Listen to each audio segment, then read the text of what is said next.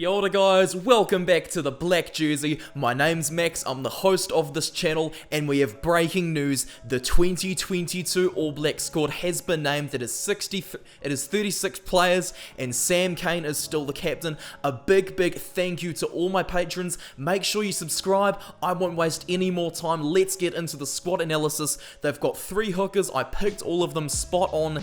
Dane Coles is in there in place of Asafo Aumua, which is a bit annoying to see, as Aumua has been trucking along so hard throughout Super Rugby. Coles has barely had any game time due to injury, but he has still made the team. Samasoni Taukei'aho was sitting at the squad naming, so I put him down right away, and he has indeed been selected. He seriously deserves selection after having a beautifully amazing season, whereas Cody Taylor, though he just did get an injury for the Crusaders, has been named as well. I have no doubt Taylor will be the first choice hooker.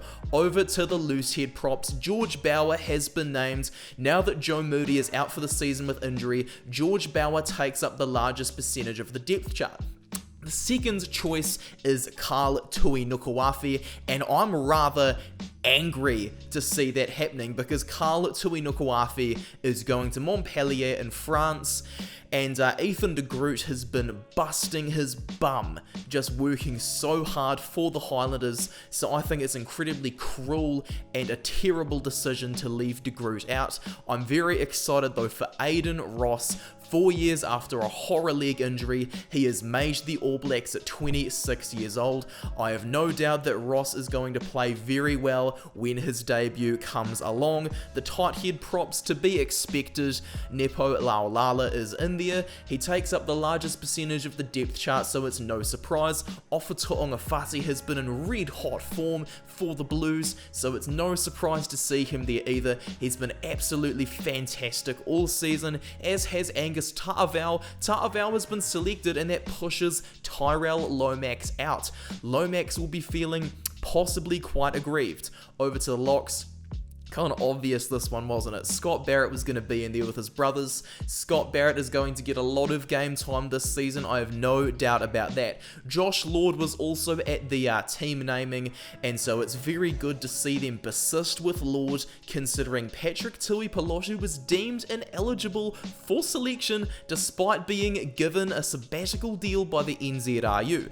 Brodie Vitalik has been picked. That's quite obvious, this one. He will surpass 100 tests this season, barring injury. Sam Whitelock is not the captain though, a very odd call, but it's good to see him still playing for the All Blacks. He's such an experienced player you cannot get rid of, and you can say the totally opposite thing to Tupou Vaa'i, as he's a very young up-and-coming player that has got just brute athleticism. He is unbelievably good, so good to see Vaa'i in there. Over in the loose forwards, as I mentioned before, Sam Cane is the captain, so he's quite clearly going to be starting at open side flanker. Ardie Savia will be the starting number 8. He's always the first name on the team sheet, and he's the best player in the world.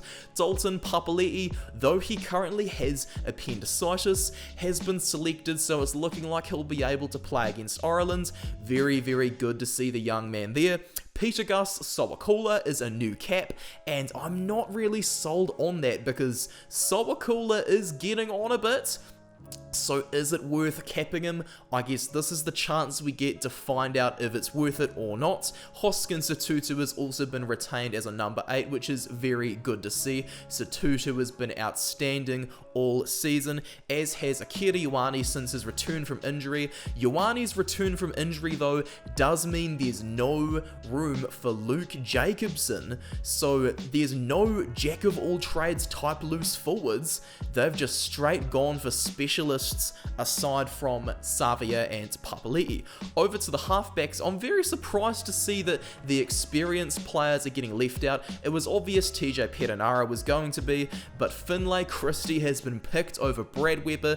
Yes, I wasn't sure if Fozzie was going to allow for Christie's form, but he has. Fakatava has been permitted to be eligible, so he's also been picked. You just don't waste your time with doing all that stuff and getting the permit if you're not going to pick pick the guy, whereas Aaron Smith will quite obviously be the first choice halfback. Well done to Fakatava and to Christie, 2 first fives. You all knew this was going to happen. It's just Beauden Barrett and Richie Mo'unga. Now let's roll the dice and see who will start after they take each other on in the Super Rugby final.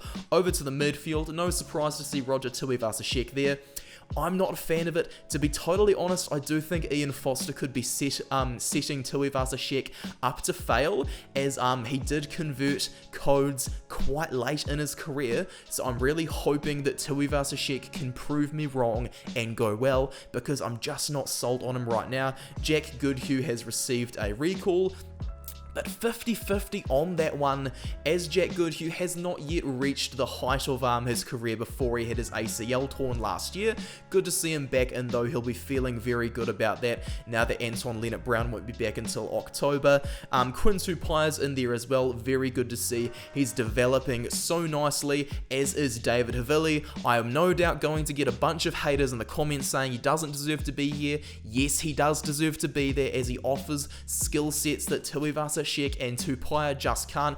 Rieko Ioane, the Super Rugby MVP, has also been picked. No surprise there. With Leonard-Brown out, he is locked in for the 13 jersey. Over to the outside backs, Geordie Barrett will quite clearly be the starting fullback, whilst Stephen Petafeta has been called in as a like-for-like replacement of Damien McKenzie. His skill set's pretty similar to Beauden Barrett as well, as he can cover 10. Very good to see a 25-year-old Stephen Petafeta finally make the All Blacks after quite a few injury setbacks. Sevu Reece has been recalled, no surprise to see him there. He last played in 2021 and had quite a lot of tries scored on his wing. Also very good to see Will Jordan in there. He currently is tied with Leicester Fainga Anuku for the top try scorer in Super Rugby. Fainga Anuku has also been named.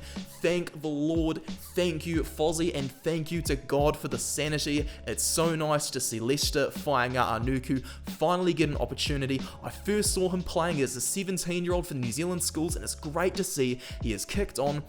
Caleb Clark's father was there at the squad naming, and so I had a feeling Clark was going to get a recall. He has indeed got a recall, so there is indeed room for 2 power wingers. 6 outside backs is a bit hefty. Maybe we will see Petafeta play a bit at 10. But you guys, I want you to do me a favor. Tell me what you think of the squad. What do you think of my new jersey? So nice. This new jersey is absolutely unbelievably comfortable. Support me on Patreon if you're keen. You can also donate to me on the PayPal tip jar, and don't ever forget to hit the notification bell so you don't ever miss a new video. Thank you so much, guys. It's your boy Max, and I'm signing out.